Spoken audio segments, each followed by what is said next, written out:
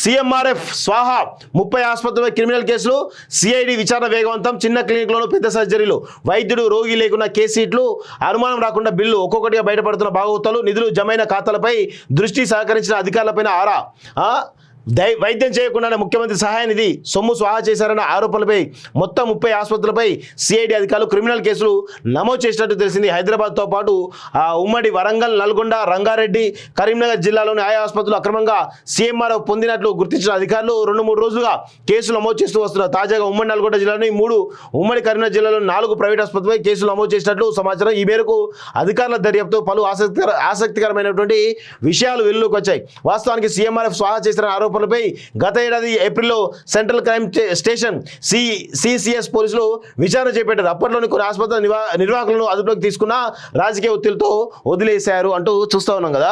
So ఇక్కడ వాస్తవంగా ఇది కరెక్టే, సీఎంఆర్ఎఫ్ స్వాహా కరెక్టే, దీనిపైన సిఐడి విచారణ కరెక్టే, అంతా కరెక్టే. అయితే అవన్నీ కూడా చిన్న చిన్న హాస్పిటల్సే, పెద్ద పెద్ద హాస్పిటల్స్ ఏం కావు, మరి కార్పొరేట్ ఆసుపత్రులు కావు. అయితే నేను ఇక్కడ ఏమంటా ఉన్నానంటే ఇక్కడ 2-3 విషయాలు మీకు చెప్తా ఉన్నాను. ఇక్కడ యశోద, ప్రముఖంగా యశోద, అదేవిధంగా అపోలో, సన్షైన్,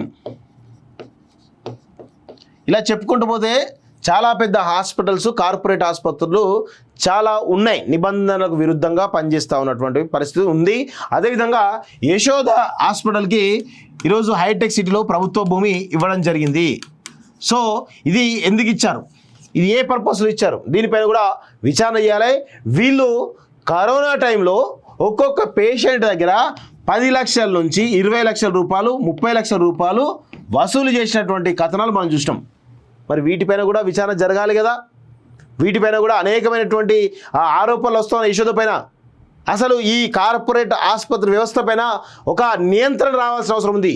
ఒక్కొక్కడు రక్తం తాగుతూ ఉన్నారు, ఈ దొంగలంతా కూడా రక్తం తాగి పిప్పి పీల్చేస్తూ ఉన్నారు ఈ దొంగలంతా. మరి వీళ్ళపైన ఎందుకు చర్యలు తీసుకోరు? చిన్న చిన్న హాస్పిటల్స్ విషయంలో అయితే చర్యలు తీసుకుంటారు.